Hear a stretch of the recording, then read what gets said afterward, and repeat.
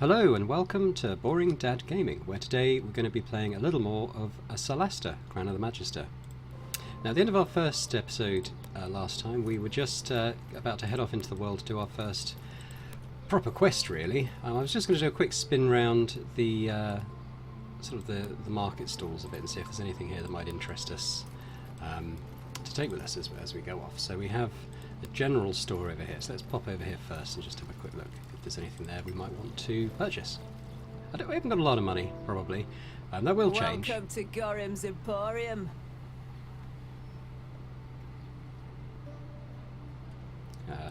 Start the conversation. That's me, the one and only.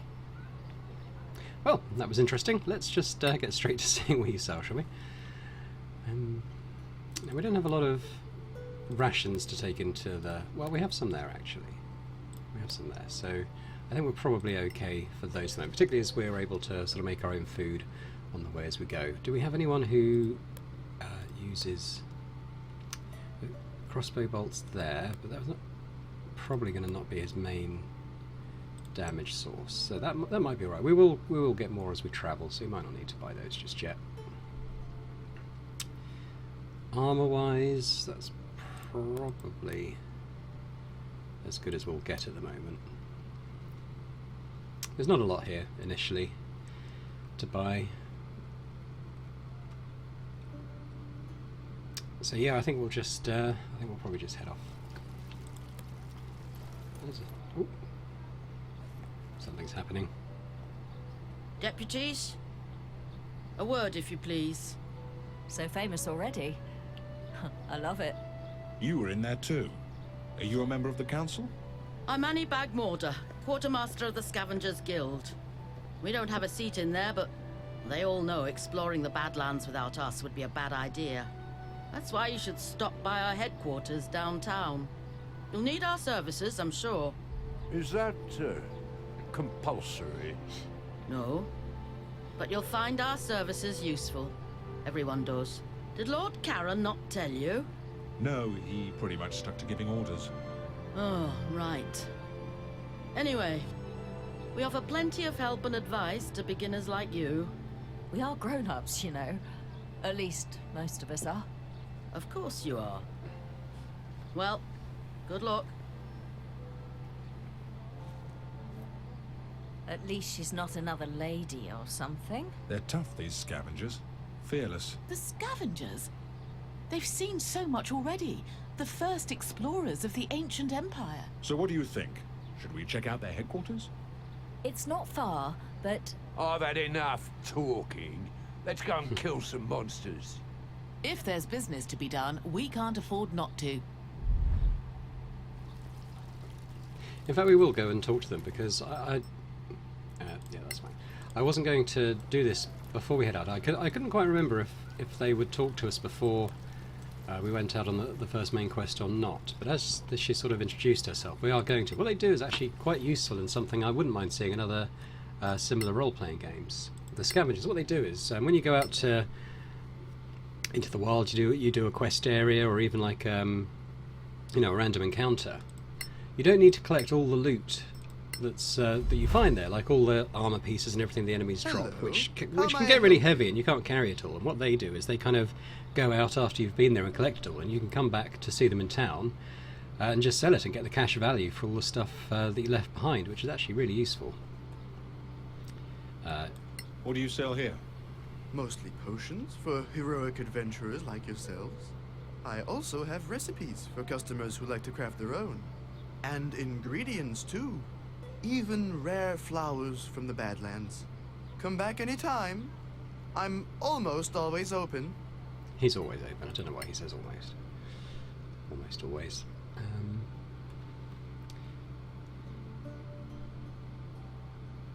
Now we can see here the faction relations system in action. It says here that these potions here are actually greyed out, or they have a this red stop sign on them, which means we can't buy them.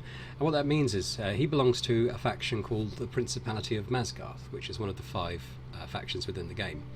Now, we can't buy them from him yet. We don't have a high enough reputation with his faction, but as we come back and we sell them things and do some quests for them, eventually we'll reach this this brotherhood status that we need in order to purchase some of these items from him. And there are different ones. So there's Alliance here, which I think is the tier beneath Brotherhood. So this one is Alliance as well. I probably wouldn't buy a lot of this stuff anyway, but the same applies to a lot of the other vendors in town. So you do need to sort of at least raise the relations with the faction that has things in stock that you do want to buy. There isn't really very much here, so we're just gonna quit this. I think the person we want to speak to is, yes, she's over here. So this is the Scavengers, who I think are a faction as well, but I can't quite remember. They don't really sell anything themselves You as such. came. You piqued our curiosity. So, what exactly do you have to offer? You don't know? I'll quickly just do what helps you offer, What but she's kind of basically help going do you offer to to explain the people same like thing us? I did a minute ago. Simple. Now, people like you typically carry out missions for the Council. In the Marches, even in the Badlands. Sometimes far away, like Captain Merrin. Who's Captain Merrin? You really must be new. She's one of yours. Senior Deputy of the Council. Anyway, you trek out to some old ruin in the Badlands, kill a bunch of orcs. Well, you're still a bit green, so let's say goblins. Ow! You're hurting our feelings. Orcs will hurt much more than your Awful feelings. good paladin there. Believe me. And stop interrupting, it's rude. So let's say you find yourself with a whole load of rusty swords, leather armor, shields, too much for you to lug back here. Oh, so we're puny as well as great. Thank you so much. So instead, you brave heroes just clear the place of monsters and draw us a nice clean map. Then we take our carts and pick up every piece of junk. We bring it back, we sell it, and we split the profits with you. We move the stuff, you go off to kill more bad things. Everybody wins. For a percentage, of course. What? You could never carry it all anyway. Not in your little backpacks. I don't think it's ever made clear exactly what percentage they thank you. take. I guess that's it for us. So you do want to be Fine. picking up the more valuable Feel free things to and the things you visit do us actually want to anytime. keep. Or drop into it's any really the sort of the scavenger junk camp. items that Are get there dropped others? that you want them to sort Anywhere of... we can There you settle. go, so they By are, the they are way, a faction. If you find Captain Henrik, tell him agreeing we're to still work them has just interested. raised our relation In with them a what? little bit. in getting our people to Caer Lem, the outpost is perfect for us. Close to the Badlands, with plenty of space for our camp. Right. We'll tell him if we find him. That would be appreciated. The more you do for us, the more we do for you. Oh. So this business relationship can get better. And I hope it will, friend. I guess we'll see you around then. Sure. Good luck out there. And don't forget, in the Badlands, always keep your eyes open. There's some chests over here. I might just go and see if we're able to open any of these just yet. What have we got? Unfinished biography. Dragon's Den advertisement. Okay. What's that? Oh goodness. Okay. I'm not going to read all that. And there's unfinished biography. Who on who? A shadow tamer. Okay. Not quite sure what that's doing there.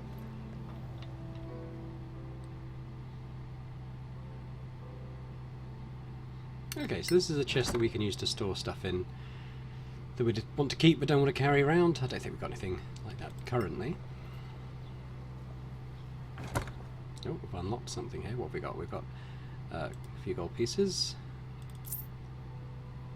some antitoxins if we get poisoned, a health potion which is useful, and a scroll of revivify which will bring someone back if they've been maybe not killed. I'm not sure if it's killed or just knocked unconscious. It's one of those.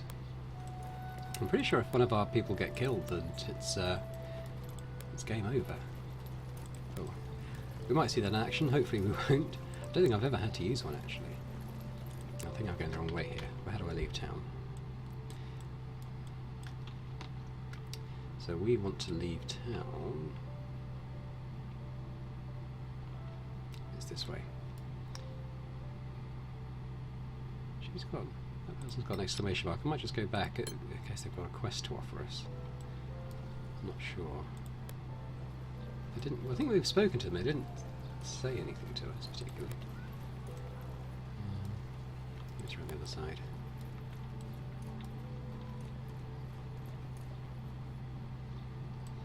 I don't think they have a quest. I think maybe we're supposed to buy some rations or something from them, but I can't be bothered really. We've got enough.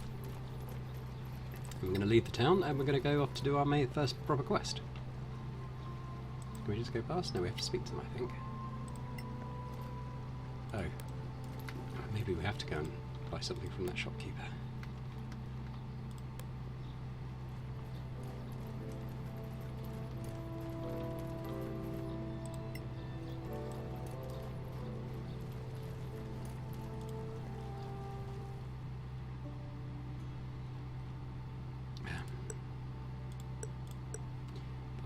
I suppose. So look at the journal. What are we supposed to be doing here? Buy some food. 2 of 4. She only had 2, didn't she? Was there any more I missed? Welcome to Caer. Just skip the conversation this time. Oh, there's 2 more there. Oh, in fact there was lots, wasn't there? The price was 2. Okay. Right, so we've finished that quest now. Now I think we can finally leave the town.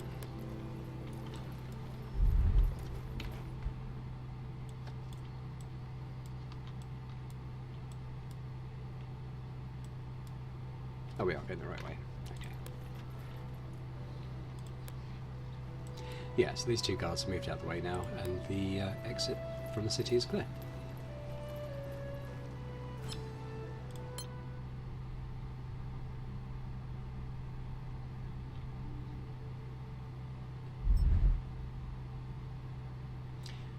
So it's just explaining how we use the map, but it's pretty easy. You click on something and then you go there. I've never found the need to move at a slow pace, although I think doing so means you use more food, but you're less likely to face a surprise attack during the night. Or you can go quicker, use less food, but more likely to have an attack. I tend to just move at normal speed everywhere, to be honest. I think we'll just leave everything on the default settings for now. So we want to go up to this Caer Lem outpost. So we're here. We click on here, this Caer Lem outpost fortress. Get the option to travel, which we're going to click on. There we go. So here we can set our travelling pace, but we're going to stick with normal. It's going to take us 3 days, which involves 2 long rests. I've looked at the travel settings. Let's see. So we can, so we can set it, cast the Goodberry spell. So this gives us 10 rations every day, basically. So we're never going to run out of food as long as we've got that. I don't think we need to interrupt there. That's fine, we're just going to leave those as they are, and then we're going to click start travelling, and we're off. Oh, okay. Stuff happens here on the left. Some of it seems to be quite jokey, some of it tells you found rations or collected crafting ingredients here. Some of it's just flavour text, like done some weapons maintenance without things. Ah, here we go, here's our first combat encounter on the road. We've had a group of bandits that's come across us now. We're all surprised, which isn't great, because that means that basically the attackers are going to get a free round of attack on us before we're able to do anything. I think they're probably melee enemies, so hopefully they won't be able to do too much to us before we're able to act. There we go. So, as in tabletop Dungeons & Dragons, what happens is... yeah, this is fine. Everyone rolls initiative at the start of combat, which means you roll a d20 dice and you add your initiative stat to it, which each character is different. I think it's your modifier on dexterity to the d20 roll, and whoever rolls the highest goes first, working down to whoever rolled the lowest. We rolled fairly well here, but as I said, we are surprised, so they're going to get to act twice before we're able to act at all.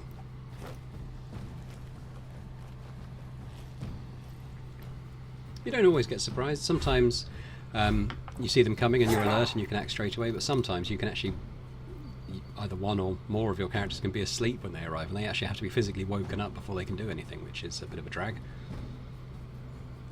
So So we started off with our wizard here, who's able to do something now in the second round. They're in melee, which isn't great. We've got some spells we can cast. What I might end up doing is... Have I got anything melee? Yes, I have. I've got Burning Hands. Now, on these sort of night encounters, all your spell slots and everything else are refilled at the end, so you can kind of use everything you like, really, during the combat, and you'll just be back to full next time. A victory fit for a song. Wow. We actually we rolled really high on that. We rolled a 17 damage and he's dead already in one go. So that was pretty good.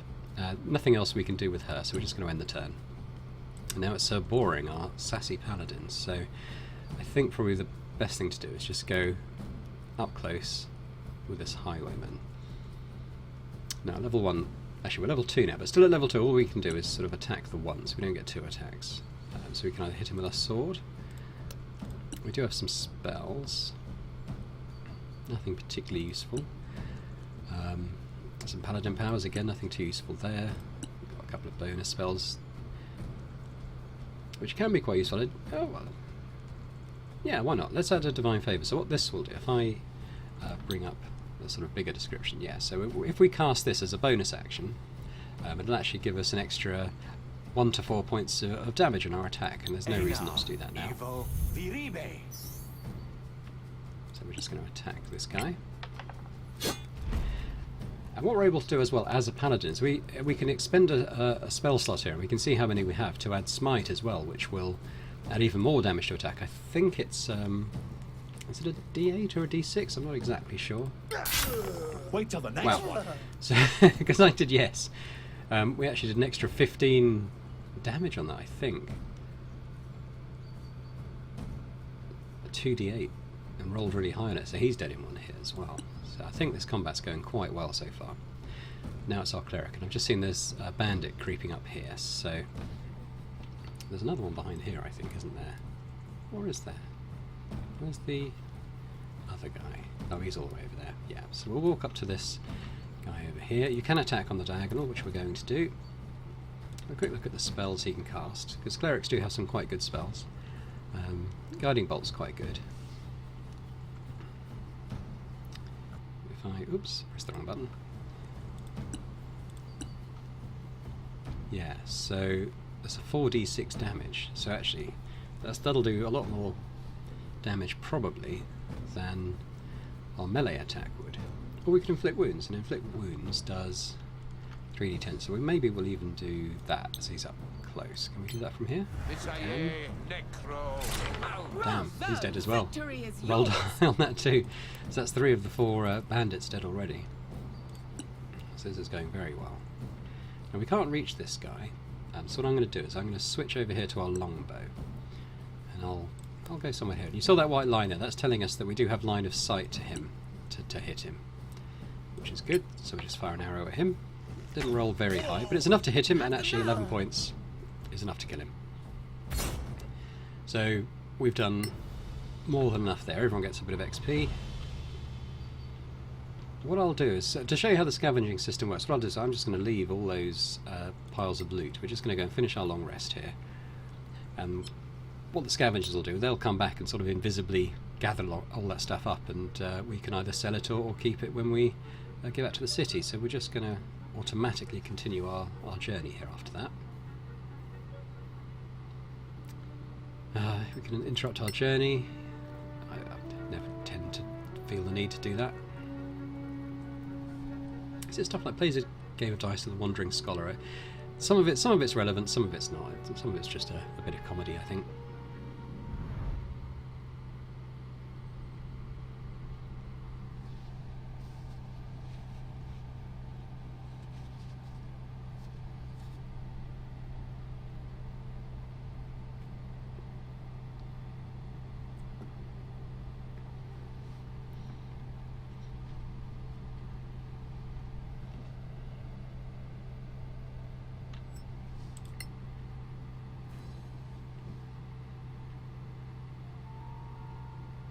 So that's Caer Lem.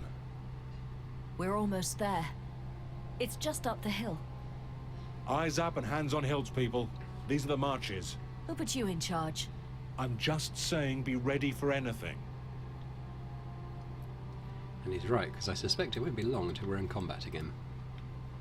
The other thing to bear in mind is you can pretty much always move around in a group of 4 here. You can select characters individually, but I think the default is just to move the entire group and in formation as well, so you don't have to sort of micromanage them one at a time.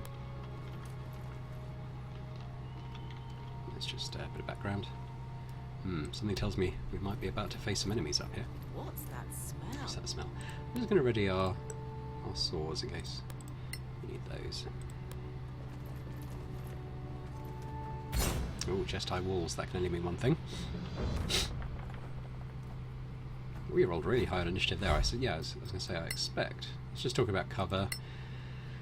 Utility slots, that's all fine. Yeah, so all 4 of us are moving before any of these goblins are. And just point out here, you can see in the top and this the initiative order. So this, from left to right, this is the order in which we're going to be acting. And beneath each character, we can see their hit points. With the enemies, they're currently, we don't know how many hit points they have, but it's something we learn as we fight them. And the first time you face something, you don't really know anything about them, and then progressively, as you fight them more often, you learn not only their hit points, but sort of if they're weak to anything, if they're resistant to anything. So it's quite useful. I can't get to anyone, so again, although I just selected my sword, so I'm going to do is go back to my bow here. And I'm just going to maybe shoot at this one that I can see. Just click on them. Decent roll. I win again. 7 damage, and it's killed it, so we're doing quite well here. It's our cleric. Don't really want the bonuses, so what I'm going to do is I don't know if they have any area of attack or anything like that, so I'll just keep a few squares away just in case. But I'm going to cast Guiding Bolt here, I think, so range attack if I can. Yep, so I'll do that to the goblin up there. Evil You have them Roll now. pretty high. Yep, 14 damage, he's dead. Don't really need any of our bonus spells here. Paladin, he has got a javelin he can chuck, but I think what I'm going to do instead is dash. So we're going to double our movement speed, and we're just going to sort of leg it up these stairs and try to close the distance a bit. Here he comes. Now our wizard. We might have the distance to do something. Can't really take any cover though, is the only thing, but we'll try this. If we can go here and maybe cast our firebolt. We got the distance? We do, but I think that red line there, we can see a white line and sort of a more faint red line. I think that might indicate that we'll have disadvantage on the roll because of distance. No, yeah, it's a straight roll, but we only did 3 damage, so he didn't die. Now he's firing at our wizard there, who wasn't able to take cover. That was a bit of a mistake. And there's one up here as well.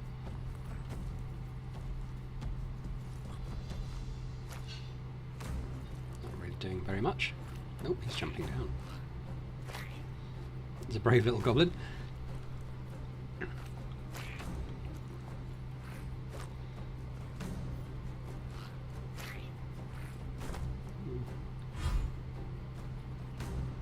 Right, so I think we're just going to fire another arrow here. This one.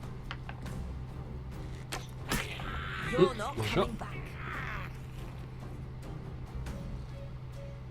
What I might do is I might switch to swords. I might just move up to get into melee with this one over here. Like so. So if he moves away now, this goblin, he's going to face sort of 2 attacks of opportunity from Saboring over here and Marceli, our ranger. In fact, we have a bonus attack on melee, so we'll use that. Done 6 damage. He's almost dead. I think probably they've got 7 hit points based on what's happened so far. Let's move our cleric up a little bit. We've got this guy up here, so I'm going to try casting another Guiding Bolt, I think. Messiah, evil moment. Yep, another big one, 14 points, so he's dead. Now it's Saboring. So I think he'll face an attack of opportunity from this goblin, but I think we'll probably be okay, so I'm just going to run up here. 3 damage, that's fine. Because I want to close the distance to this one up here. hopefully take him out. Not going to bother. I think we're going to have to do it. That's battle.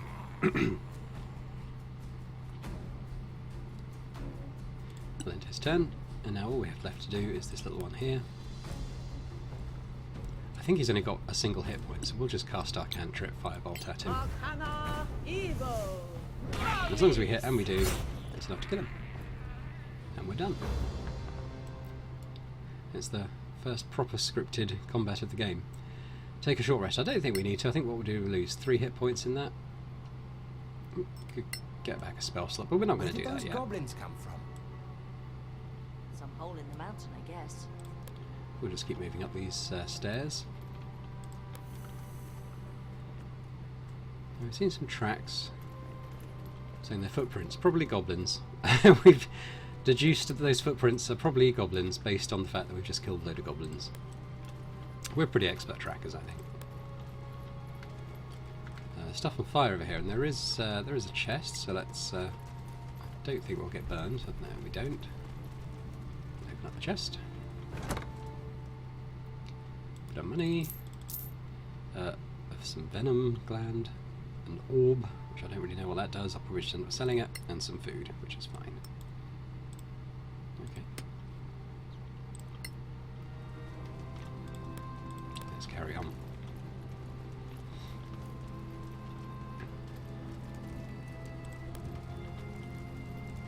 Right. Definitely been attacked.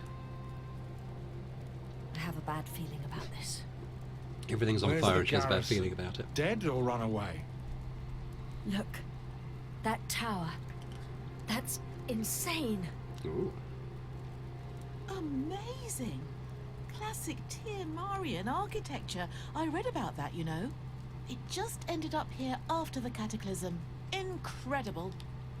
Anyway, we have a mission. Let's check the fortifications.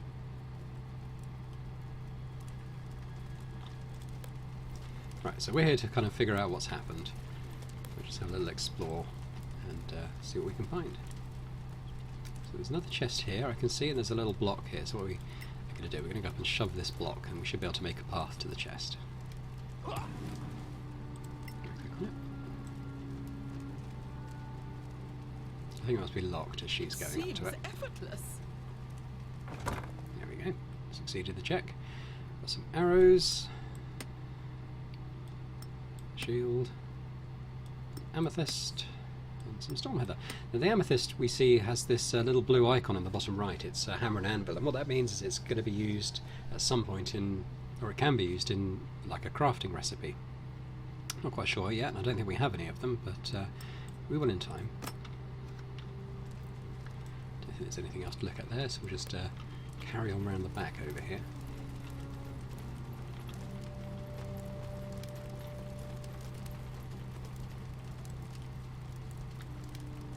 I think this is probably just a dead end. We'll have a quick look.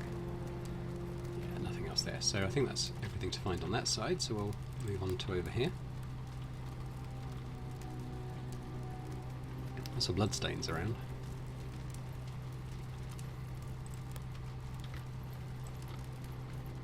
This looks like something we can push, maybe? Not sure. What do you think? Oh, typical Manicalan architecture. The stone cutting is textbook. Using this orange stone from the mountain. Is that all? Stone? I'm not answering that. What? Well, we've got some experience for that, for some reason, not quite sure why. There's another chest here. Now, can we get to this one?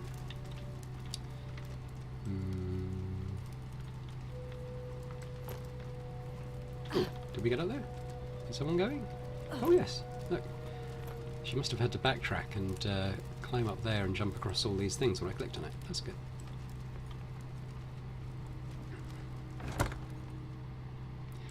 Bit of gold, more arrows, and a plant of some kind. We'll wait for it to come back. There she is. And we'll go around this side. Oh, here we go. There's definitely been fighting here. Why did we All the take blood this and the job fire again? and everything is. Oh yeah. They've worked out that some Those fighting's lovely happened. council badges. This is no time for jokes. Right. Whoever did this could still be around, and we don't want them hearing us. We should look for survivors. 50 people can't just vanish. What the heck was that? Someone's hiding inside the tower. It's a trap. The goblins killed everyone, and now it's our turn. Calm Or they're the down. survivors, and they're being cautious. We need to get up to that door. If they slaughtered the garrison, they'll pay. Back off! No closer! Who's there? We're not letting you in! And we're not coming out! Is Captain Henrik there? We need to talk to him. Don't you dare speak his name, you filthy bastard! Don't talk to them! They'll cast a spell on you! Don't touch me! Lost their minds, the lot of them. Let's get to the door. Maybe if they can see us up close, we can show them our council badges.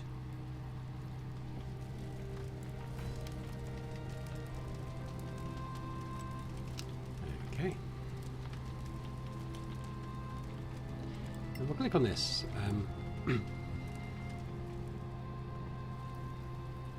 Yeah, I think we can recover this stone tablet and give it What's to one of that? the factions to I get a bit of believe favour this with them. was called a minor imperial gate. Ooh, succeeded a Arcana check. At its height, the Manaclon Empire had countless gates like this to magically travel through the Empire. I don't suppose it still works. Some say there are still functioning gates. And this plaque? Any value? Maybe. The Tower of Knowledge? Why not? Right, I think we've recovered that. Yeah. It's a bit of a jumping puzzle this, so I think we're able to come up here, go around here, sort of make our way up there eventually. So I think we have to go up this set of stairs over here.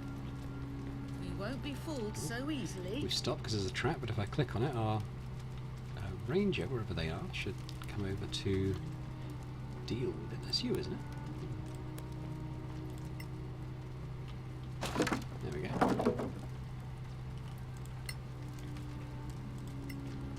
We need to move this block so everyone else can get over. Here we go. There's a bit of combat now. And these are our first flying enemies, and these can be a bit tricky. You need to have some sort of range ability. Oh wow. Deal with it. Don't know what she's doing down there. She's already been hit, which is not good.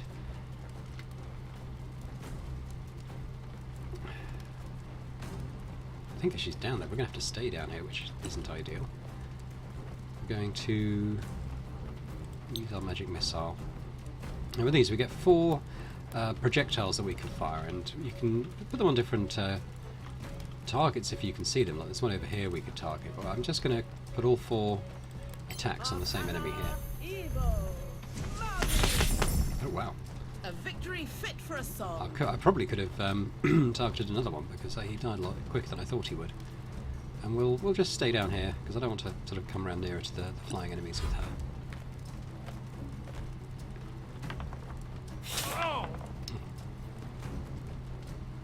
He takes some damage, but he resists something. They can inflict poison, I think, so he was able to resist that, luckily. Now, I can't target them because although they're probably on a similar level with us, I can't get across that gap, so I'm going to go back to our bow and arrow. Shoot at it. Again, harder. Wow, okay. There is a few of these. Oh, now he dashed, so he's not able to attack. Yeah, they're sort of on top of each other there. I'll do it again? Yeah. I wish I had like a cleave or some sort of area attack here, but unfortunately I do not. I don't think I need to add any extra damage to my shots. So they seem fairly weak individually, so let's just attack one. Pass the extra damage. Yeah, more than enough to kill it. Could cast a spell, but I don't think we need to, so we'll save it. Now it's our cleric. And this one's probably going to act next, so I might cast our... How much does Sacred Flame do? Dex saving throw, 1d8, so that probably wouldn't be enough to kill it. So let's just do our strongest spell, use that slot. Connects, kills it, that's good. I'll just move him up here as well so that we can get an extra attack on these enemies if they try and move again. She's down there, the enemies have come over this side now, so I will bring her around a bit. And let's try Firebolt spell on the higher one. Only 2 damage, unfortunately, wasn't enough to kill it. Now they're within melee range now, so I'm going to switch back to our swords and I'm going to go over here. And we might be able to kill these both in our one attack round. Yep, that's one. We'll use our bonus attack with our offhand weapon. Great, and we killed them both, and I think that's all the enemies.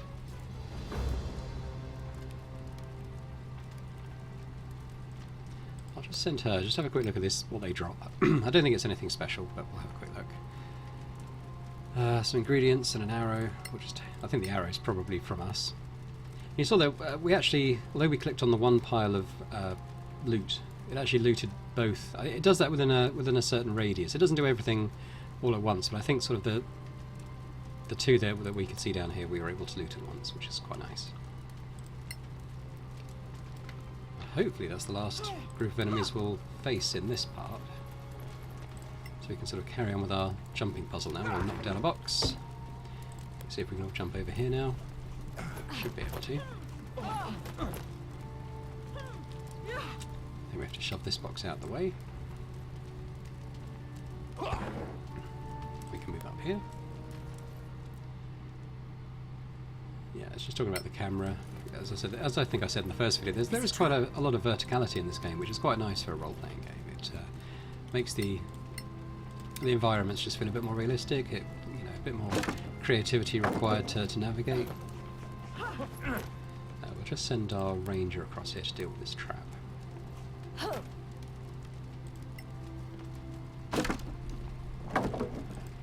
And we should be able to just get inside the keep now.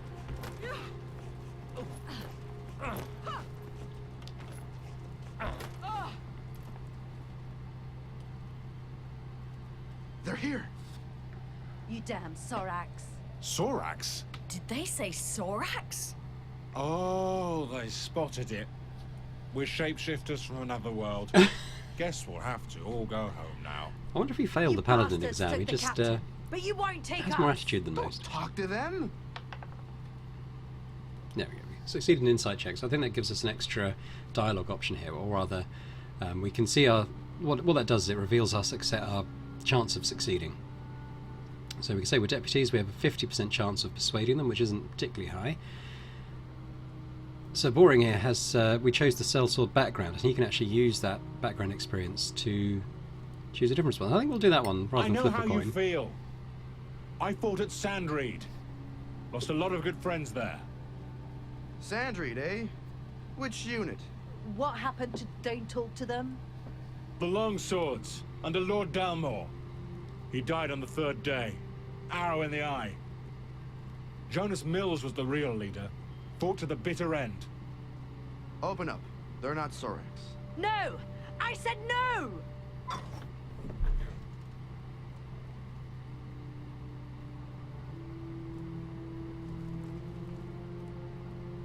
Right, we're able to stalk our way in. Thank you for letting us in. Don't thank me.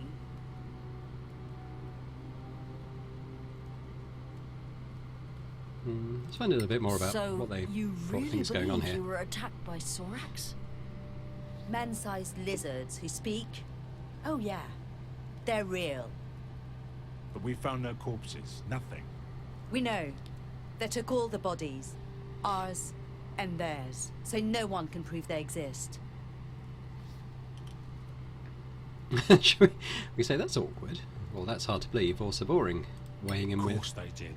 Just to make you look crazy. You won't laugh when they come back. We got here without trouble. Then they let you in. And now you're trapped with us. Why would they do that? How should I know? They're Soraks. Okay. Are you in charge here? Lieutenant Beryl Stonebeard, second in command, after Captain Henrik. Mind if we talk to your buddies? As long as you don't try anything clever, we're good. I don't think my group's going to be trying anything clever. Oh right, they're down there. That's what's going on there. Don't think there's anything up there to go and explore. So we'll just head down here. We'll talk to this guy first. Daliat Sunbird. After we've clicked on this, see if there's anything we can loot. Some more arrows. Some more scale mail. Which I don't think is any better than what we've got now. Yeah, well, we'll loot it all for now. If I was to... So you can see our AC at the moment is 18. If I was to put this on, it's still 18. I think that's because we have some dexterity there, so that actually each point of this bonus is a point of AC, so that means that this might be a better choice for us. Which is heavier. This is heavier and more valuable, so I think we'll wear this one, which is lighter and not worth as much, and sell this other one. And we'll give the bolts to our cleric over here, so you can equip those. Haven't actually used any yet. And our arrows go with our ranger over here. Let's just reorder this. Okay. Close that for now. Let's talk to this guy.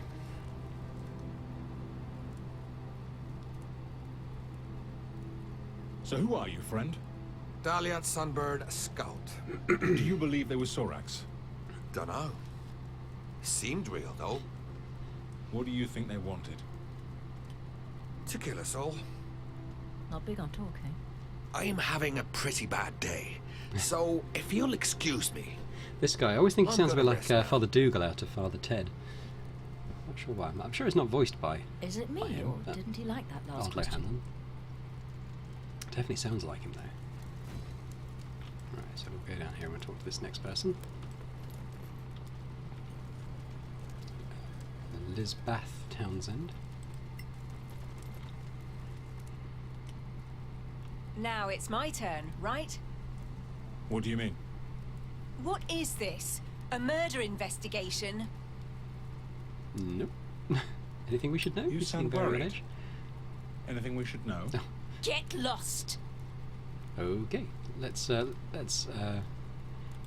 I don't like to be insulted. And I don't like to be accused of whatever. I've probably failed that one. Yeah. What should we do? We could give it up.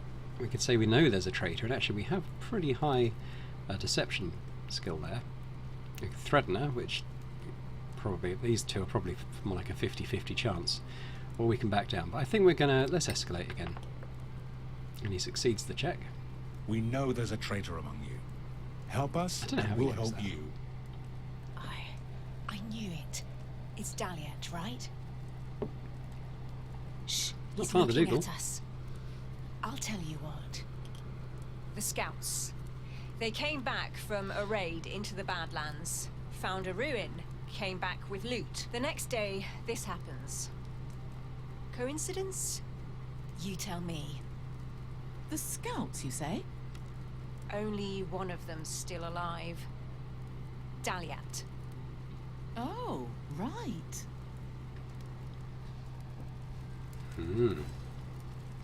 Doesn't look good for Daliat, but there's still one person to speak to, so let's go and have a quick chat. We'll just look in this chest first of all. Finding quite a lot of locked ones. This is why it's good to take a thief or a ranger who can lockpick with you. So we'll loot all this, but we can see here that we found a couple of things. This unidentified potion, and one here as well. We know what the scrolls are. In fact, I might give the scrolls immediately to our wizard. Herbalism kit that we can't use. I don't know if our wizard can use that. No. What about our cleric? Yes. But he already had one, but that's fine.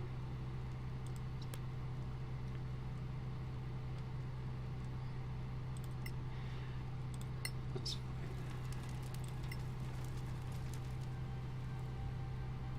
Hey there. Hi, name's Robar Sharp. So you're the old sweat of the group, huh? not very nice. Yeah, but I'm not in charge, mind you. So you fought at Sandreed too? Oh yeah, got the scars from rebel arrows to prove it. Oh, those damn skirmishers. They gave me a few holes too. Well, if we survive Sandreed, we'll both make it through this. That's the plan. So our three choices here, we'll probably do all three, is just to ask about the other What people do you here. think of Daliat? Never liked him. He's hiding something. He's been nervous since we came back from the Badlands. But it'd be no good picking a fight with him now. I understand. Not sure I do, but we'll ask about This Lieutenant Stonebeard. Stonebeard. Is she up to the job? Clearly not. Look around. Losing the captain broke her. How about Lisbeth? You're her superior? Good woman. Strong, brave. You can trust her with a sword. That's worth something in my book. So what do you think we should do?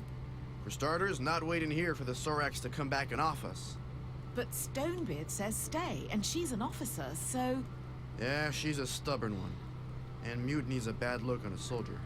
You could talk to her. Deputy of the council and all. So if we find a way, you're with us? I'm with myself. But don't let that stop you.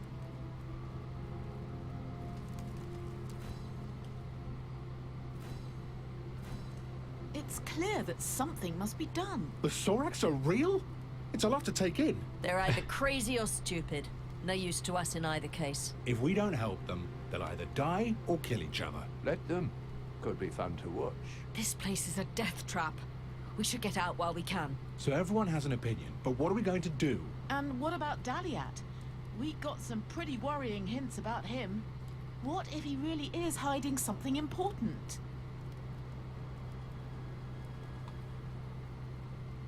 So, we won't talk to him because we're worried we might start a fight. We accuse him of being a traitor. We shrug it off and say it's just gossip, or we confront him. Well, we're going to confront him. Talk to him and find out the truth. What I want to do first is just go into my inventory here and just see if the armour we took off is any better for either of our other two characters here. Not our ranger, because she's already making use of her dexterity, but Fluffy here doesn't have as much, so his AC is currently 17. If we take it, if we use this chainmail, it's... sorry, use this... oh, he can't actually use it. Where's that? Is it heavy? Oh, it's heavy armour, which he can't use. Okay, well that solves that.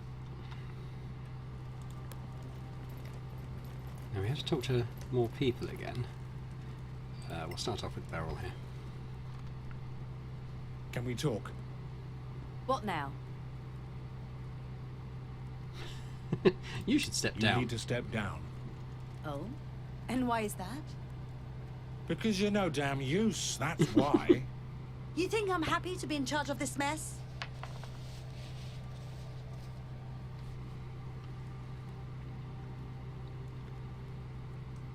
Now, we can persuade her to give command to Robar, but there's only a 35% chance of succeeding there. But we were going to take this option anyway, I think.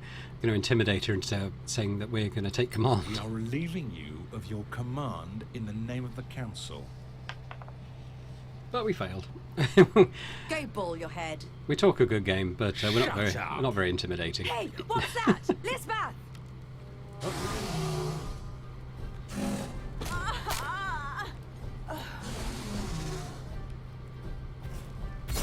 Alright, straight into combat here. We didn't even get to speak to the other two. Now this is a Sorak infiltrator, apparently. And we do, for some reason, know his hit points. I'm not sure why. We've not seen one before. And he's climbing that wall, look. I'm not sure why. We can't get to him. What we'll do is, we'll just come here. We'll arm our bow, and we'll shoot at him from here. He's a lot stronger than those goblins we faced, and we missed our shot, so we did no damage to him there. We can only end our turn. We can see him from here, so we'll just come over this way a little bit. And again, we'll cast it. Ah. We've used all our spell slots on the weak enemies, and now we're facing this guy. Only got our weak stuff left. And we failed that as well, so we're not doing anywhere near, not nearly as well in this combat. I think I might do is dash with our paladin. I don't fancy him with his javelin. Come as far as we can.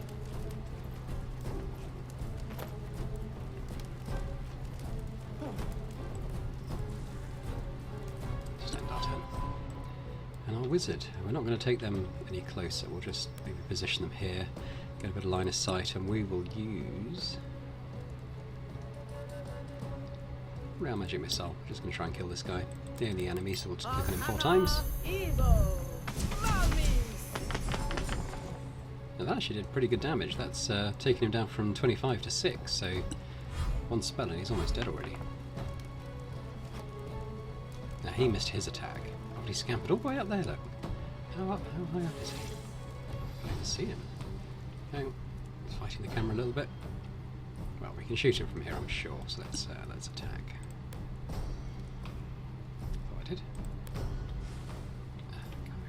You can also click on their portrait there, so that's what I'm going to do.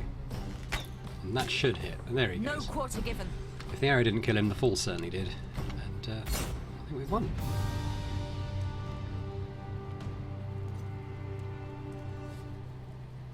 Lisbeth, I'm sorry.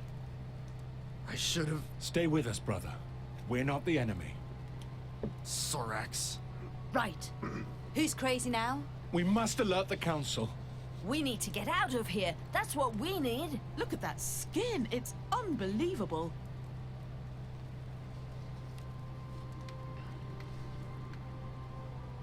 He came from here. Look, What's this? A secret passage?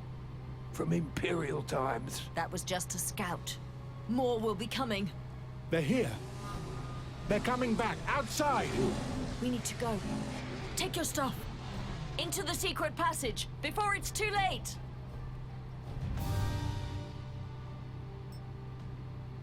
Okay, it's just explaining about this then. We're taking 2 characters with us, which I think is Daliat and the commander, Stonebeard, I think. Just saying they're critical characters, and it's going to be, if they die, it's game over. But they can fight themselves, so actually our party's 6 strong now. In fact, it wasn't Daliat, it was Robar and Stonebeard there have joined us. And we're going to be moving through this passage now. That's not the way, is that the way we came from? I think it was. So we'll go this way instead. Seems quiet. Must be cautious. Other Soraks might be scouting these caves. Hey, where's Daliat? He was here a moment ago. The Soraks. Daliat always had his own secrets. I think he just went his own way. And the others are in the tower, looking for that secret door. We don't have much choice. Let's move. So we're basically in the first dungeon of the game now. It's not massive, it will take us a little while to get through though. It's fairly large. Are you going to go through? No. Just click on the other side. And they'll one by one scrabble through this little hole. And they always moan about it as well. We're all gonna die. Okay.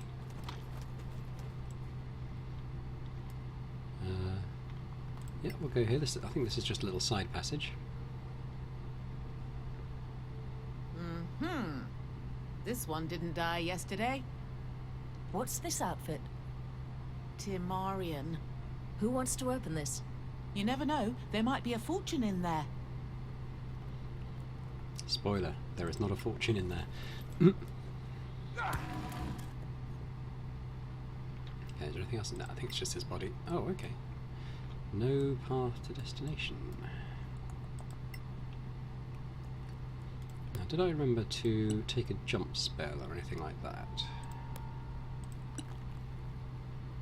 Not sure that I did.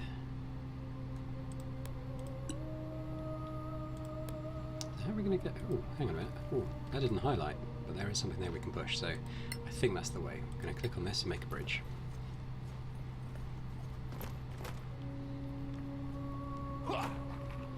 There we go, that's easy.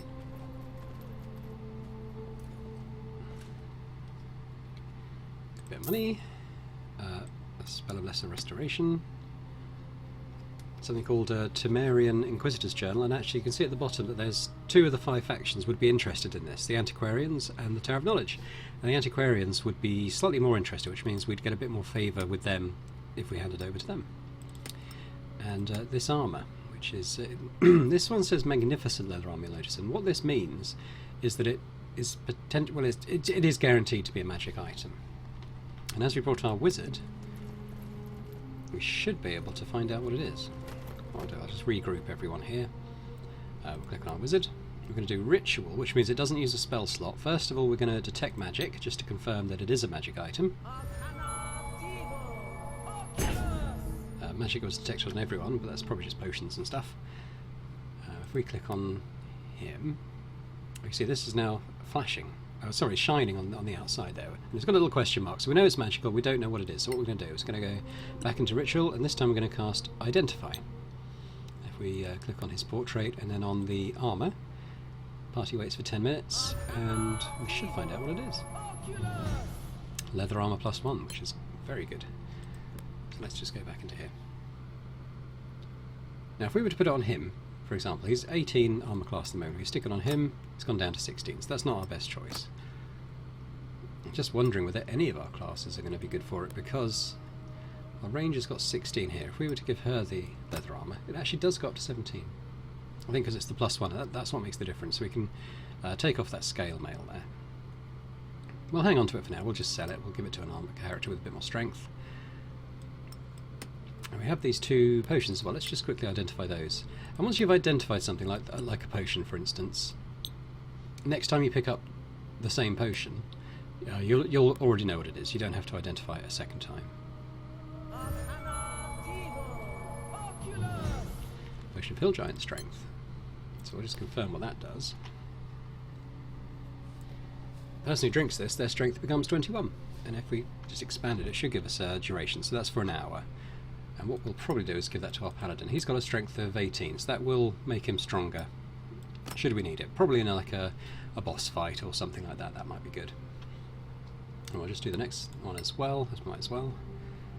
So wizard, ritual, identify, find the potion, click on it.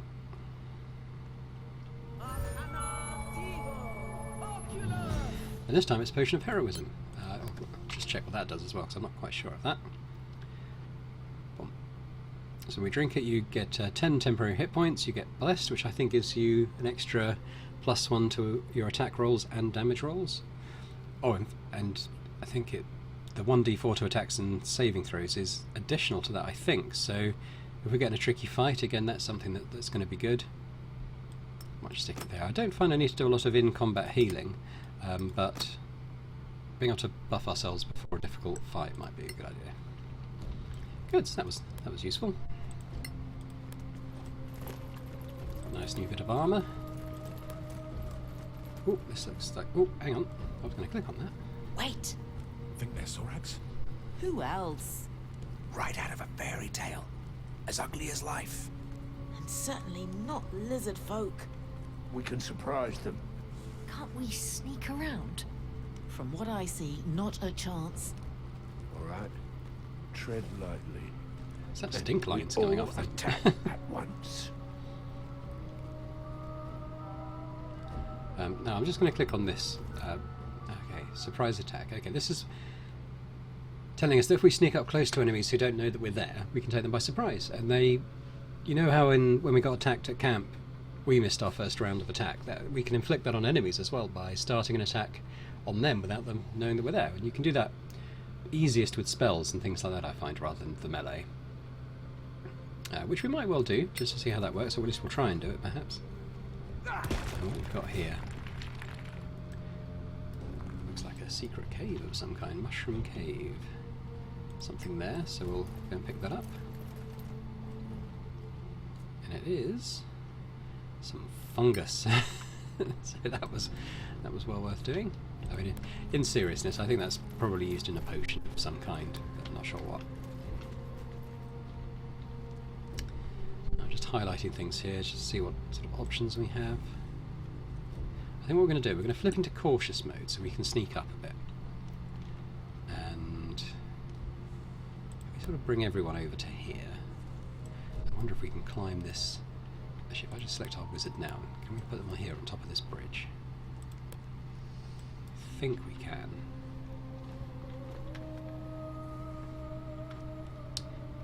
We might just position sort of our melee character a bit closer. Right, and we're going to try, we'll cast a spell at this lot and see if we can catch them unawares. Don't have any area of effect, unfortunately, so let's... I'll fire a magic missile straight at them. There we go. And they'd see that, it said they were surprised, so we've started an attack. They're surprised, and this is when we fire off the magic missiles that we lined up. Damage on them. My fault. She's been seen, but that's fine. We didn't want to stay in stealth at all, so that's not too much of a worry. We'll cancel the... We'll unhide there. I think we're going to... Yeah, we'll attack this one first. Might be able to hit him, kill him rather, with our first attack. We'll find out. Not quite. A bit annoying. We'll use our bonus attack. And he's dead. And what I'll do if I'm able to is, yeah, we'll come over here and position ourselves next to this one, so if he tries to go anywhere else, we'll get another attack on him. We'll unhide. It's our cleric. I think we used up all our good ranged spells, didn't we? Yeah. So we'll come in and we'll just hit things, which is another option as cleric, which is not too bad. Not as good as the spells, but especially when you miss. Good teamwork there, just telling us how much we suck. What I'll do as well is if there's some torches about, I'll light these, so the dwarf and the human... I think the dwarf does have dark vision, but I think the human companion doesn't. So if we light these, it means that he'll have a better chance of attacking them. In fact, it's his turn now. And we do have, although he's an NPC, we do have control of him. And it looks like he's a warrior. He gets his action surge, which means he can, once per long rest, can attack twice in a turn. Or rather, he uses his action, then can recover his action. We'll unhide. I didn't realise we still were. Doesn't have any range, doesn't have any spells. What's his powers? Bit of healing. Yeah, so we can't do anything else. We just got a bit closer, that was it. Now a paladin. So we'll remember to unhide. And all we can do is get up to close with this guy, so we'll just get there and we'll hit him.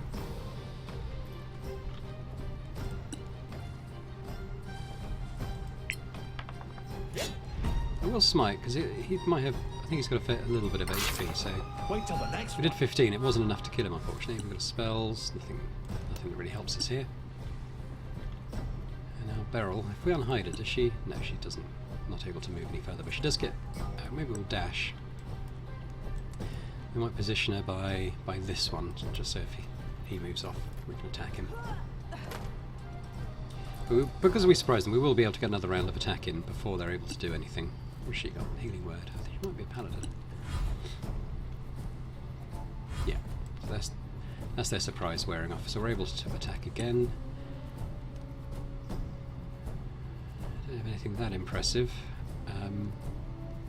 Let's just try the firebolt. Might be able to finish this guy off. Ooh, not quite. I think he must be down to 1 HP, that guy. So what I might do... What spells have we got? I think we'll make some good berries and throw them at him. But no, what we'll do is, if we use our bonus attack on him... So I finished him off. I don't think there'll be too much of a problem if we take her into this warrior, and we'll attack him. Didn't roll too high, but it was enough. Now he should miss that. Yeah, so he only rolled 11. We've got an armor class of 17, so he misses. Let's move him up.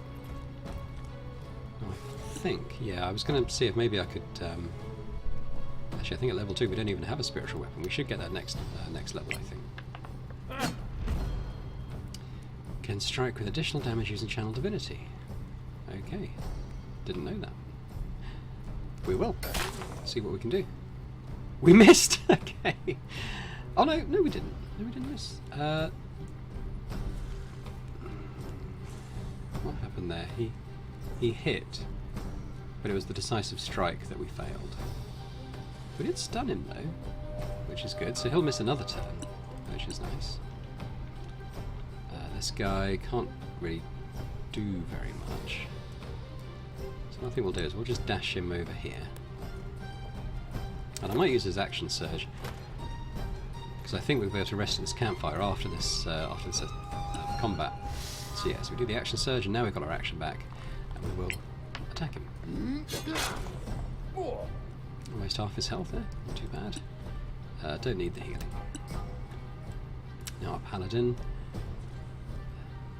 That guy's stunned, so it might be good to see if we can come in and finish this guy off before his attack turn. But we missed.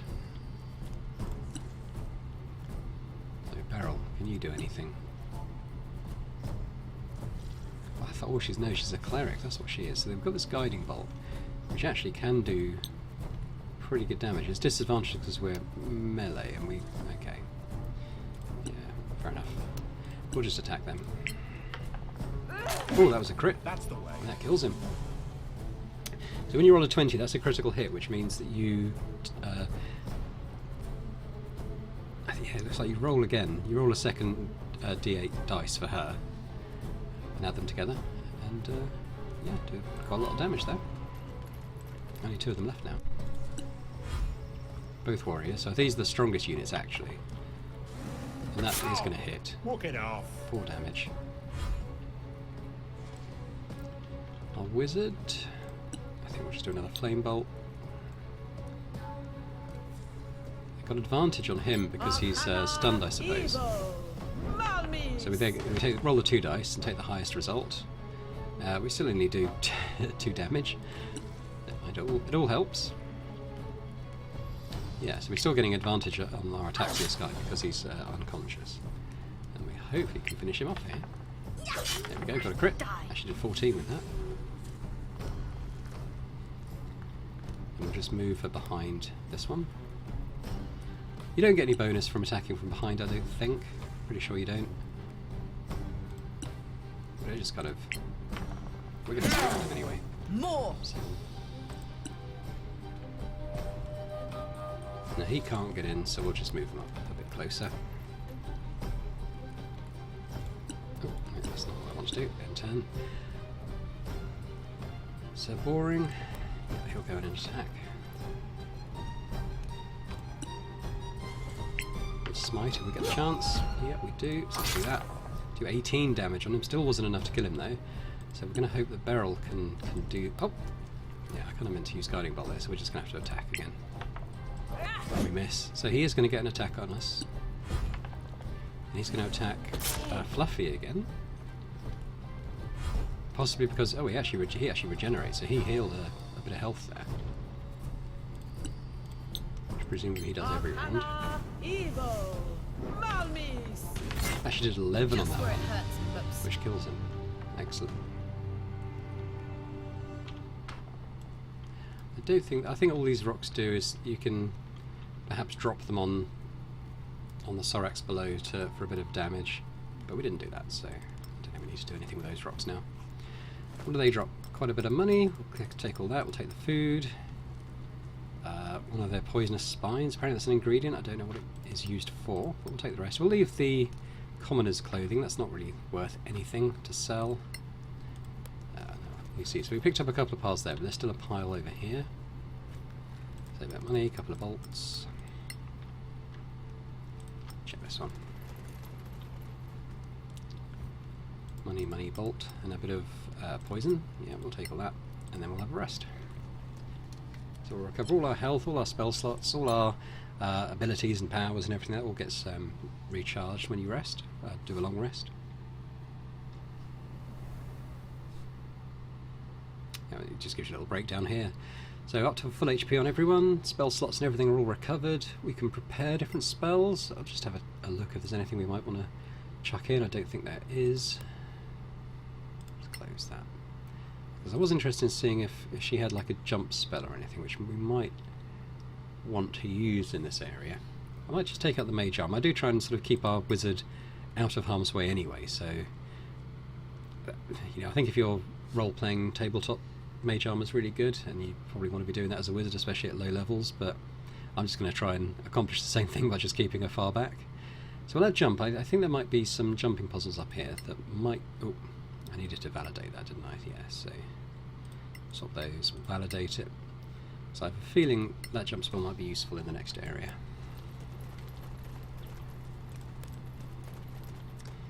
I think this is just a little side tunnel. Stop! Oh, a trap! A trap. We'll do that. Disarmed. Money, money. Oh. More rations. I don't need the thieves' tools. I will take them though. You can sell them. They're not worth a lot of money, but they're worth some, so might as well. I think this is a way into a secret room.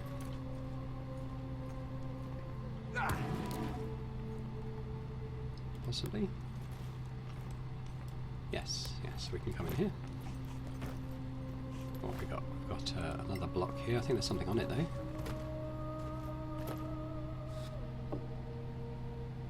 Can anyone read that? It's all Temarian. It looks like part of an Inquisitor's outfit. So that's from the tower up there. Maybe we're inside the tower. Is that gold?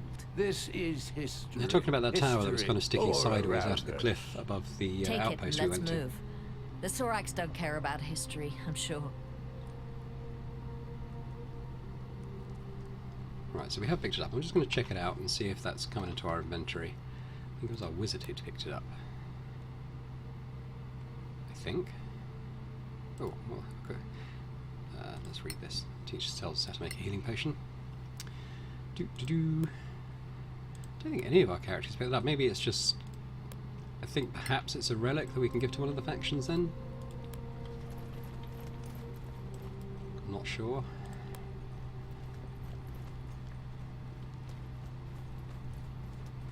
Shit food, shit shoes, business I'll have as to tell usual. the captain's wife.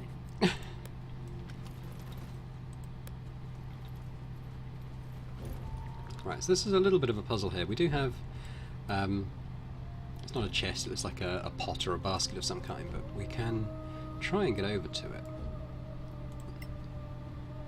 What happens when we turn this? There, it's like a bridge, so we can get over to the other side. But it doesn't necessarily give us access here. If I click on that, what happens? We can, oh, hang on. Let's not run off too far. I think we'll be able to get to it, but we might have to sort of go through this back area first and then come back out to it.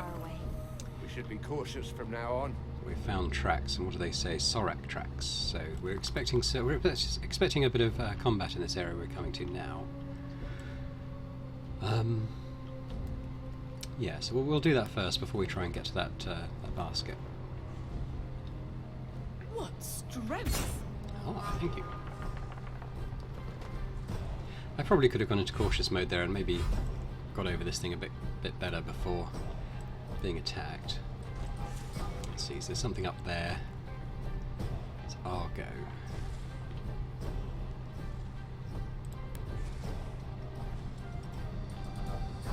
There we go, we can see a few more now. So we're going to go back to our bow and arrow, I think, because we're not going to get to anything here. Disadvantage, it's because it says it's out of dark vision range. Although we can hit it, we can't see it very clearly at this range. And this one's in cover. Don't think we can do a lot about that. Don't think our spells are very useful. I think all we can really do is maybe just attack this one in cover, which is going to reduce the damage a bit, I think. We still did 11, so that's good. That's about it for her. Now, the disadvantage works both ways, you see, because he took disadvantage on his attack. Both his dice were 5s in the end, so it didn't actually make any difference, but he still missed. But again, they can't. Although we can't see them, they can't see us clearly either. So an option might be to light some of these torches, but actually that would benefit them just as much as it does us. So I might just leave them like that for now. Now he's a ranged unit, so I might just, if I do 3 magic missiles on him. Oh, we actually know his HP now, so he's got 8. I think 2 to 3 is the average for a magic missile, so if we do 3 on him, there's a decent chance we'll kill him in one attack. We'll just fire one for him as well. Oh, there we go. So there we did. We actually did 11, so that was good. And we put a little bit into him as well, which will help. Now our paladin, I think the best thing to do with him is just going to be to sort of dash him in a little bit.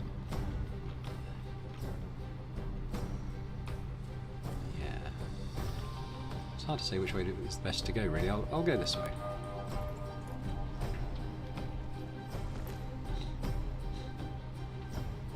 I think he's behind a little bit of cover there. I'll leave my spell slots for smiting potential. Oh, our cleric. I would imagine that we're going to be out of range on his spell as well, but we'll just check it. Yeah, it's disadvantage. I might not use the spell slot because there's a good chance we'll miss, so I might just fire at him with the crossbow. Actually, one of our rolls was a 19, which would have been a nice hit, but that was because it was disadvantage. The lower dice actually meant we missed that. With her, I might dash over here.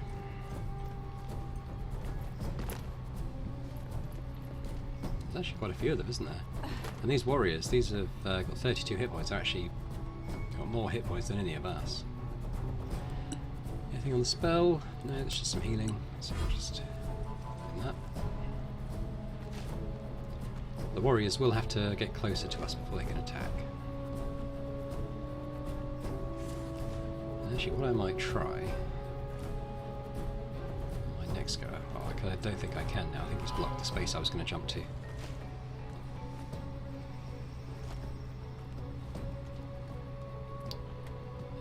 it's this guy's turn.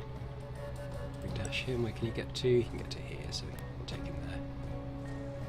Clearly you have trained well.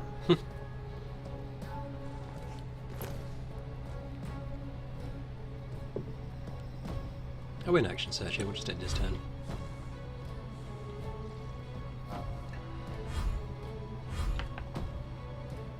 Okay, he's going to attack, and he didn't have disadvantage this time, but he did roll low, he did miss. And he's jumped there, which is interesting. Not so much for now. We'll take our... I don't have any cover, but we'll take it here.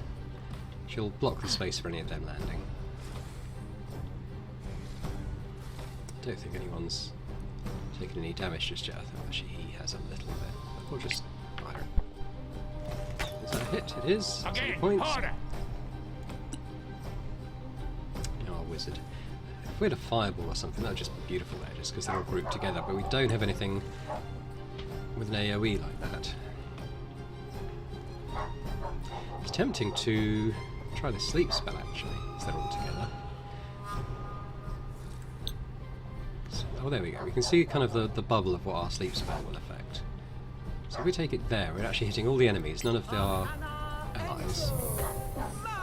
And we've got one, so he's gone to sleep. So as long as we don't attack him, he should be asleep for a little while at least.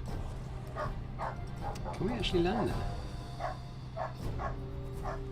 He's saying we're going to attack him. That's the one I didn't want to attack.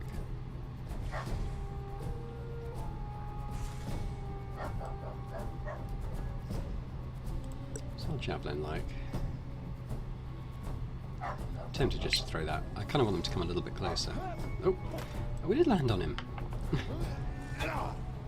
Come on! Okay.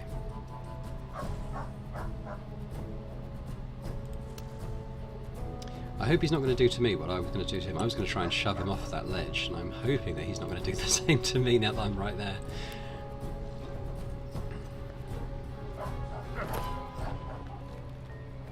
That's as far as I can go, but I should be in range of using my good spell here. don't think we'll be doing... We'll be killing in one hit. We'll see how much we can do. Kill 'em all. Wow, 27. That was really good. I don't. What's our 2, 3, 4, 5, 6, 7? So it's 8d6, which is huge, isn't it? We actually.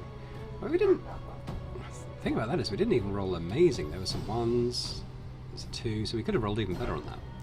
But he's almost dead now, so if we can do another ranged attack on him, which she's not going to be able to do. Although she does have some spells. What she's got a guiding bolt as well, in fact.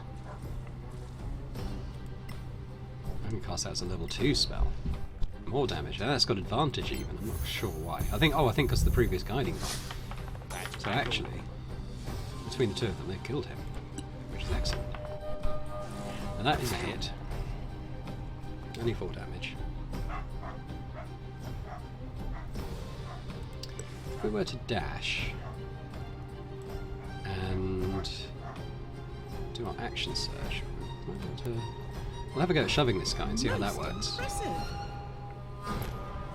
Well, we'll need to use our action surge. We will do that. Get that back. And rather than attacking him, we're going to try and push away and see if we can get an instant kill by shoving him down there. No. He rolled...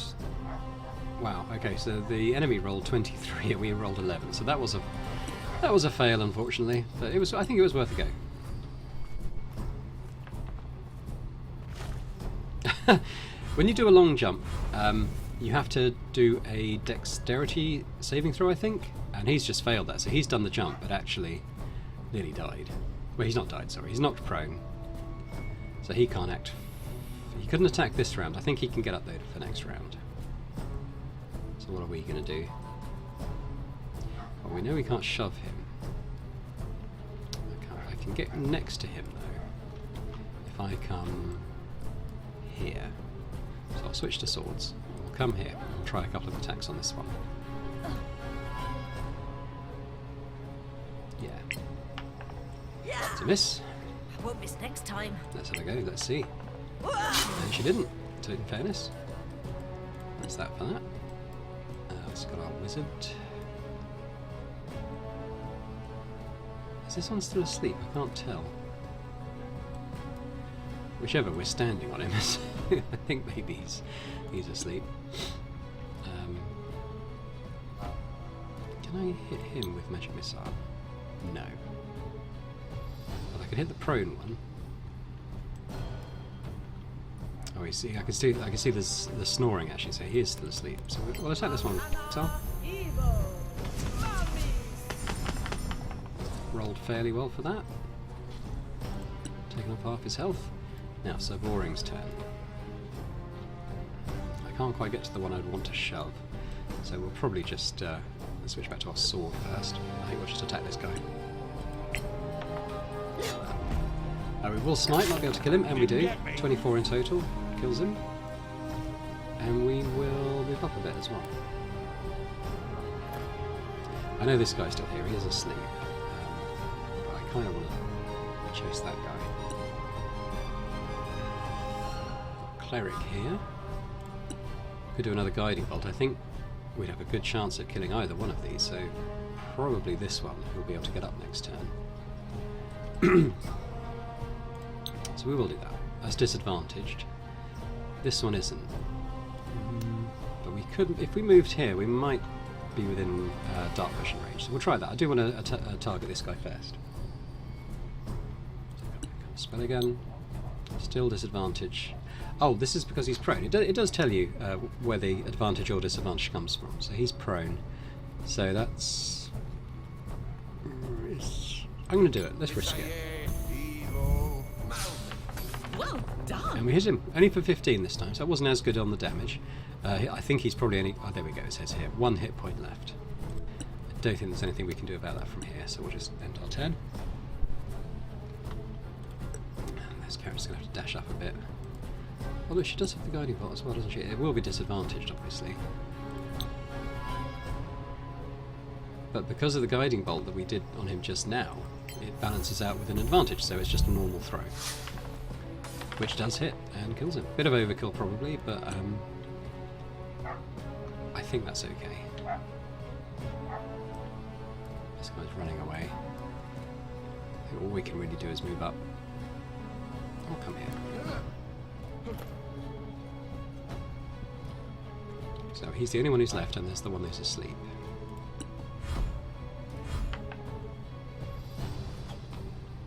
He missed again.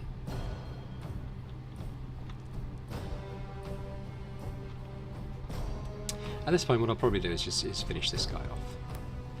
He's got... We don't actually know how many hit points he's got, but he's taken a bit of damage already, so we'll just try our 2 attacks. The first... We have double advantage, which doesn't result in anything extra. It's just the basic advantage there. Bleed. We did a lot of damage, and if this attack connects, which it should, he dies, so he's gone. And we'll just move her up a little bit as well.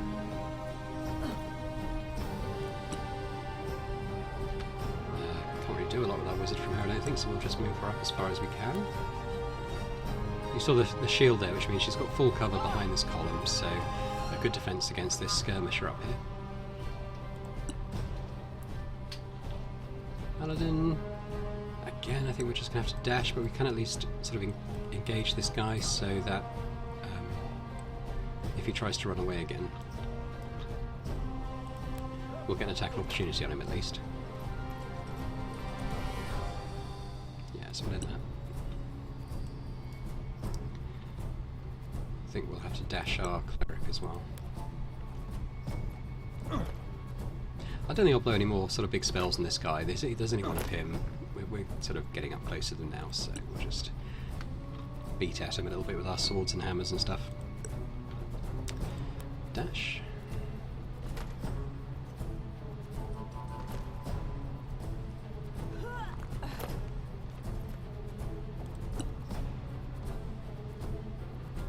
Do the same with him. Well, actually we can attack him. We don't need to dash to get to him with this character. Look there. Disadvantage because he's unlit. See, there's a human character. Because we're in an unlit area, he actually gets disadvantage on his attack rolls. And they were both misses, in fact. But one of them was a critical miss. It doesn't really do anything like if you're playing like a tabletop game. If on a critical fail, the DM can sort of try and do something quite interesting or amusing or even just really bad if you miss. But in this game, it's just a miss. It's just a miss, the same. You feel bad about it, but it's the same as any other. Now, I think if we smite him, I think he should die. There we go. Coming your way. Used up pretty much all our spell slots and stuff on this group, but they're dead. That's the main thing. And in fact, all our characters have leveled up as well. So as we have to backtrack a little bit anyway to get to that treasure chest that we missed, what I might do is backtrack a little bit further and go back to that campfire that we passed a few minutes ago. And level up there. Take some money, take a sapphire, again, can be used as a crafting item. We're going to jump over here, get these bags. Hopefully we can get that one as well.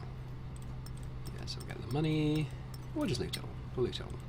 Couldn't get to that one, but we will go collect that though. Good arms you got. Bit of money. Right, now that we've killed the enemies, what we're going to do... there's actually a pot over here. Can we just collect that? No, we can't, but our paladin can actually run over there. So let's just move everyone else up a bit closer as well. What's he going to do? This is a high strength character, and he can jump the furthest as a result of that. So we can open this. We can get Oil of Acuteness, which is good. Now this is something that we'll use in sort of weapon and armor crafting recipes when we find them. Basically, this will help us craft sort of +1 weapons and armor, which is good. I'll leave the others actually because they're not really worth anything. Make sure we got that. We did. We'll knock this over to make a bridge, and then hopefully we can get to this second one. I think all that's done, it's meant that everyone else can get here as well. So I'll just select the whole party, and we'll click on this pot over here. Now, actually. Oh, if I knock this block, that should open up the path. Yeah, so he should be able to get to that now.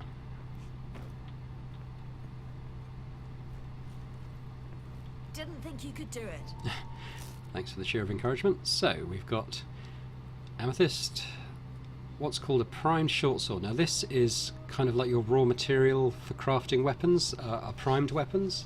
So when we find a recipe for, say, a short sword +1, we can use this primed short sword and this oil of acuteness that we found, and together they will make a +1 short sword, which is nice. But you need to either buy or find the recipes to do so, which we haven't done as yet. So as I said before, I'm going to cross this bridge, I'm going to go back over to this camp, and once we're there, we'll level up. Because I'm not sure if there's a similar campfire very close ahead of us. And I like to level up sort of as soon as we can, really. Why is he being slow? There we go.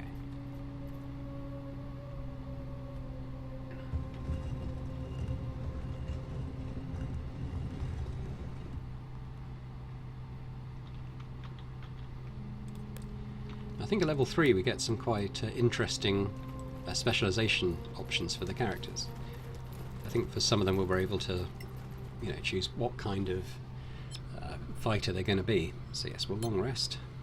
We have to camp, although because we've just long rested, we have to camp for quite a long time to sort of qualify for another long rest. But that's okay. We're not on any time limits as such, I don't think. So we're going to level up as we did before. We've gone from 26 to 39 hit points, but it says we gain 9 more, which is odd. We were definitely on 26 though. Now we get a sacred oath, so we can select and swear the sacred oath that binds you as a paladin forever. So if we click next, we'll get a look at the choices. So, Oath of Devotion. Paladins who swear the Oath of Devotion uphold the loftiest ideals of justice, virtue and order. They act with honour in pursuit of the greater good, hold themselves to the highest standards of conduct, and some, for better or worse, hold the rest of the world to the same standards. Well, that doesn't sound like so boring. And what this means for him is that he gets certain spells. At level 3 we get Shield, Protect versus Evil and Good, which are okay. Lesser Restoration and Aid at 5, and Dispel and Revivify at 9. So he's kind of like a healing paladin, I think. A bit like a sort of cross between a cleric and a paladin, I think. And I think the Sacred Weapon, Channel Divinity, which again gives us more damage on a hit, but basically. I think that's not unique to this oath. What Sacred Weapon is. So for 1 minute, add your Charisma modifier, which is +4, to hit with that weapon, which makes it more likely that we'll hit things, and the weapon also emits bright light over 4 cells and dim light over 4 more cells, and it becomes a magical weapon. So that's not too bad, but I think we only get 1 of these channel divinities per long rest, certainly at lower levels. So it sounds good, but it's probably not something we'll generally use that often. Now, Oath of the Motherland, I think this is kind of the opposite of the last one. I won't read the full description, but basically this is all about hitting things harder. So at level 3 we get a couple of damage spells, Bane, Burning Hands. At level 5, Scorching Ray, and at level 9 we get Fireball and Dispel Magic, so that's pretty good. And our Fiery Wrath means that for our Channel Divinity we get to target 1 creature within 12 cells, so at range, deal 2d6 plus Paladin level fire damage, so that'd be +3 at this level, and set it on fire. It can make a dexterity check to put out the fire, or take more damage per turn for a minute. And we can also blind creatures within 12 cells who fail a dexterity save. So that sounds pretty good. Oath of Termar, we get Sleep, Shield, Whole Person Blindness, Daylight and Slow. We get the language, but I think one of our characters already has that language, possibly even this one. We do gain advantage on Persuasion and Intimidation checks for an hour, which is alright. Channel Divinity deal 1d6 additional radiant damage on attacks which hit opponents with either natural shapeshifting or dark vision for 1 minute. I mean, that's not bad. I mean, if you do that within a combat, that would be like 10 rounds worth it lasts for, which is going to be probably a major combat if it lasts that long. But I think to qualify it has to be an opponent with dark vision, and most enemies do. And also things like vampires and so on, I think would qualify as shapeshifting, so that's not bad. Now, the Oath of Judgment is one that's available through the Lost Valley paid DLC. And I don't think I've played this one before, so we'll have a quick look at this. Now, at level 3 we get that guiding bolt, which is a pretty nice range spell. Probably the go-to for things like the cleric. Level 5 enhance ability, hold person, hypnotic back and haste. I mean, those are okay. Guiding bolt is the one that stands out to me there, and we get that straight away. Weight of Justice. As a bonus action, which I like, you can use Channel Divinity to pour your determination into your weapon. The next time you hit a creature with a melee attack, which we do, they must make a charisma saving throw, or they will be restrained for up to a minute. The target can make a charisma saving throw at the end of each turn to end the effect. So basically that's another whole person, isn't it? Or we can purge corruption. As a bonus action, we can use it to remove a negative condition from an ally up to 6 cells away. Which is okay. I don't know how often we'll be suffering one of those conditions, though, is the only thing. So it's basically a guiding bolt and hold person.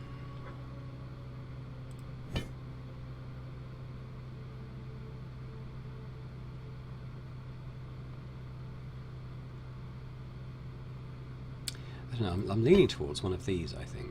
It's basically doing lots of damage. All this Channel Divinity Scourge of the something there. Sleep Shield. I do quite like the idea of adding damage from distance to him with the Scorching Ray and the Fireball. I mean, not immediately, of course, but we can also set someone on fire straight away once per long rest. So I'm going to go with that, I think. I want to add more damage to him, so that's good. Now, same thing with the Ranger. This one's a bit easier, because I know which way I want to take her and her Ranger archetype. Again, it says +9. I think that's probably due to like a constitution bonus or something when we level up, perhaps. So we'll move on. Now, I want to turn her into a Swiftblade. And what this does, again, this is a class that's unlocked, or a subclass that's unlocked with the Lost Valley paid DLC. So straight away we're quicker. Our speed increases by 2 cells. And when we use a dash, opportunity attacks against you are made with disadvantage. So that's pretty good. And Blade Dance, this is sort of the one I'm looking at there, really. When you are wielding a melee weapon in each hand, i.e. when you're dual wielding, as we are, you gain a +2 bonus to armor class. So she was at 17 armor class, and we can see if we choose this, I think it's giving us, yeah, over here a little preview that she goes from 17 up to 19, which is quite a nice difference. So enemies are going to have to roll 19 in order to hit her, which at these lower levels is something that's going to stop her from taking a fair bit of damage, actually. So I like this. So I wanted her to be a dual wield class anyway, and this subclass is set up exactly for that. So we are going to, if we clicked at higher levels, we can see that it's level 7. Has a free action, which is good, so do that whenever. You can enter a heightened state of battle effects. All your melee weapons attacks deal an additional 2d8 weapon damage of the weapon's damage type until the start of your next turn. I'm not sure how many uses we get. Let's assume, well, it's going to be at least one. Once per long rest, maybe more. We'll be able to do this 2d8 weapon damage extra, which is good. And at level 11, the game allows you to go up to level 12. So this will be towards the end of the main campaign. We can attack one more time per combat turn when we use attack or shove, which we will. So she already gets 2. At level 5, she's going to get an extra attack, so that's going to be 3 attacks. Then at level 11, we're going to have 4 attacks. So I think this is a really powerful class for a melee ranger, which is good. I like that. We're not going to unlearn any. We're happy with those. But I will add another. We can add, I'm going to add this Hunter's Mark, because we are using our bow quite a lot. What Hunter's Mark does, as a bonus action, if I call it up here, as a bonus action, we can put a mark on our target, and that means that when we attack that target, with melee or ranged, we do an extra 1d6 damage, which is good, especially when we have an extra attack, which you do get with your bow as well. We'll be doing 2 bow attacks, so on each of those we can be doing an extra d6 damage per turn. I don't tend to use it on the melee attacks quite so much, because it's taking the place of one of your actual weapon attacks. But with a bow, that's definitely worth doing every time. And we'll just oh, okay, I was going to prepare the spells and make sure we had that, but I think maybe she knows them all anyway. Our cleric. He just gets a couple of extra spellcasting slots because we already specified what kind of cleric he's going to be. And I think with our wizard it's similar. Yeah, so we get some extra spellcasting slots and some extra spells to choose, so we'll go and do that. We get to choose some level 2 spells now. So Scorching Ray for me is a no-brainer. We want that. And what else do we want? So that's going to be our weapon attack, really. Do we want something that's a bit more utility? In which case maybe something like invisibility. I don't think we need knock, because I think any lock that we come across, our ranger is going to be able to pick. Levitate's not bad, because that means that we can kind of use that to get to perhaps to chests and stuff in areas that we can't otherwise reach, so that might be a decent one. In fact, yeah, let's take that. Let's take that. Was there anything else as a level 1 that we wanted? I don't think there was particularly. Yeah, that works for me.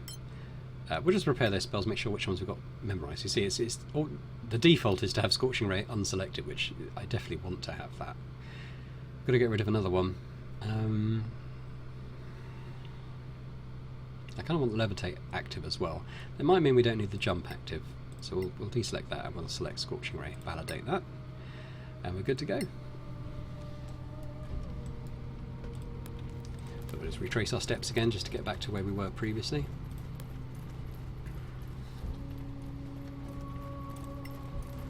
And I'm feeling pretty happy about how it's going so far. We've found some decent items like that armor and stuff.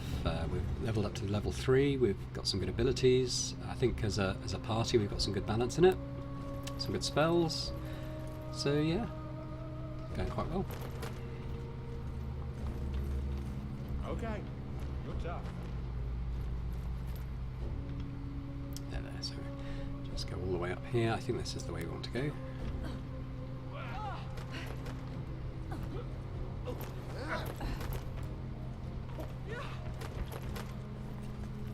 I guess if there's one negative you want to raise about having areas with all this verticality and potential for shoving people off is it can take the characters a bit of extra time to traverse.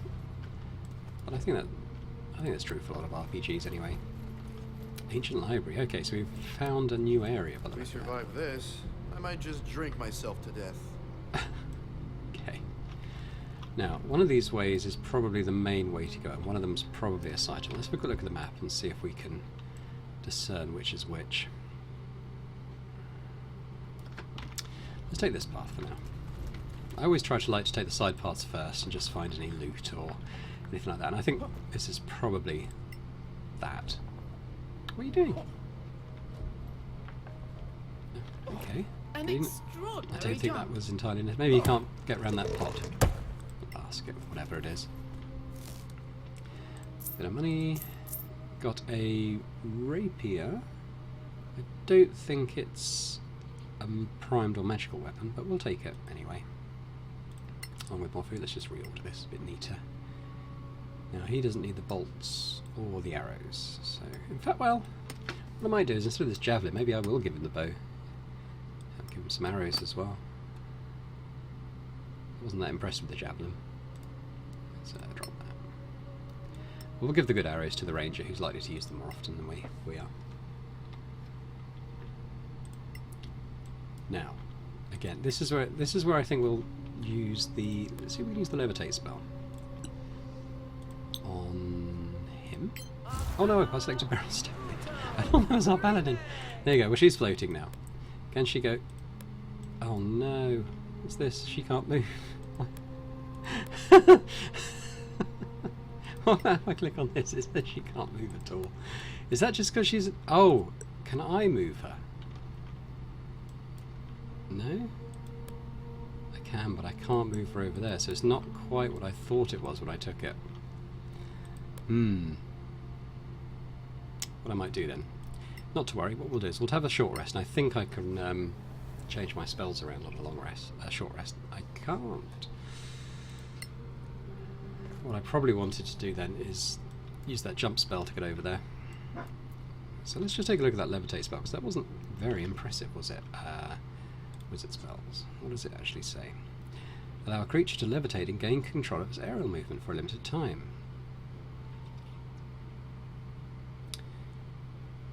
The target creature hovers. Caster can move it up or down.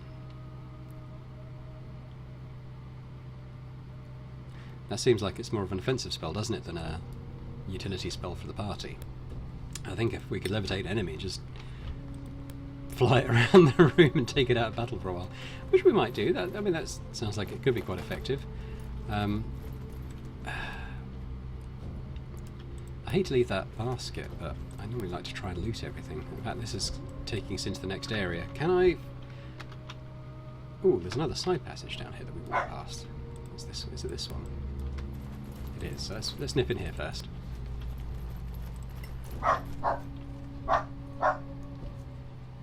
More fungus. Glad we found that.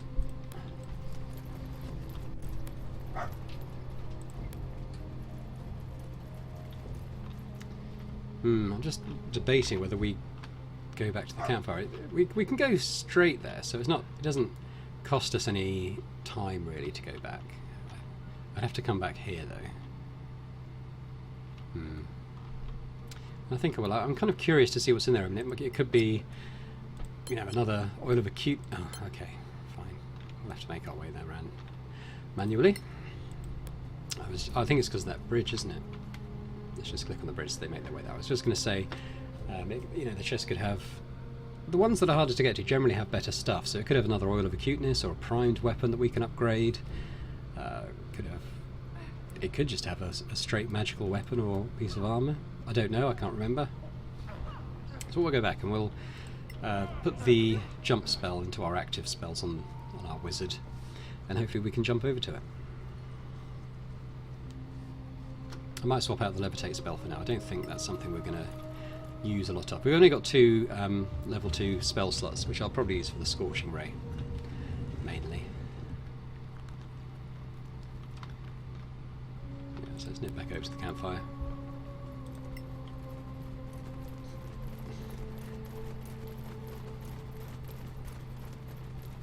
See, it's all part of the learning process. I'm going to rest another 30 hours we've rested at this campfire. In fact, I think this is the 3rd time, so it's probably more like...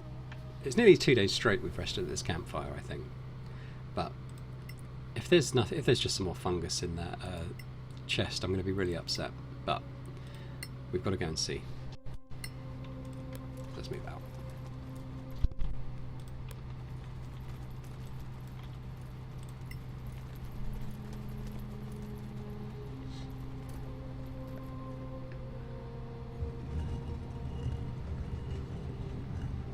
I think we'll have collected all the loot from this area once we've gone into this next basket, which should be good. I don't really like to leave things behind. I mean, there are some chests in one of the areas in this game that I could never work out how to get to. There is a spell called Fly, which we'll take, I think, as soon as I'm able to, because I think with that you can pretty much get to anything.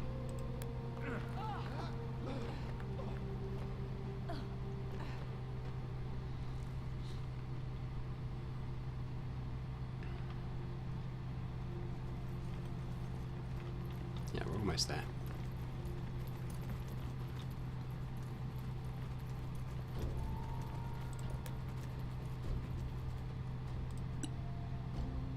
Yeah, we'll cast on the paladin who can jump further than the others anyway.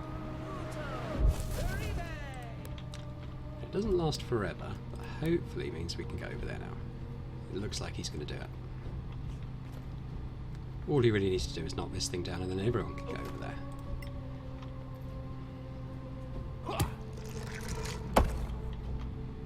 Let's do that. Oh, it has got some stuff. So we've got this, it looks like a magical piece of armour here. I don't think it's going to be something that we're going to be using, but it means we can sell it for a decent amount of money. We've got primed mace, which our cleric does use, so if we can turn that into a +1 weapon, if we find the recipe, he'll be able to use that. We've got unidentified potion, looks possibly a health potion, mushrooms, an arrow and stuff. So it's, you know, it was worth doing, I think, definitely. We'll go back and we'll identify that armour, make sure we know what we've got.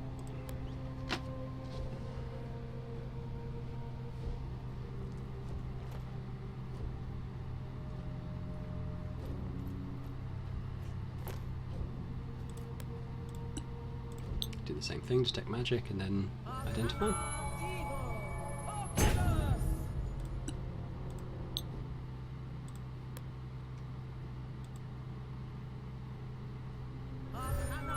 It's probably going to be a +1. Yeah, hide armor +1. We'll take a quick look at it, just in case it's something we can use, but I don't think at the type of characters we are, we'll be using that. You see, if we were to... We'll check it out, we'll check it out. So he's on 18 armor class at the moment. If we switch to this, he's still on 18, but look at him. Doesn't look much like a paladin anymore, does he?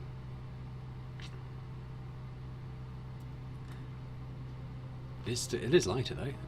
We'll put the scale mod back on. We'll try it on our ranger here, who's already in magic armor, so it's possibly not going to do anything. It's 19 down to 17, so actually that was much worse for her. What about our cleric? He's on 15. This takes him to 14, and he looks questionable, I think. I think what we will do, just because it doesn't really do anything for any of our characters, it doesn't have any other bonuses attached to it, but it is worth quite a lot of money, so we'll keep that, and we'll sell it at the next merchant we get to. Alright, I've just learned a thing to make poisoned arrows, and now we'll move on. Select the whole party. Right, well, what I think we'll do here is end the video. We'll next time we'll head into the next area and see what we find there. But thanks very much for watching. If you did enjoy this video, then please do like and subscribe to the channel. That'd be awesome. And I will see you next time.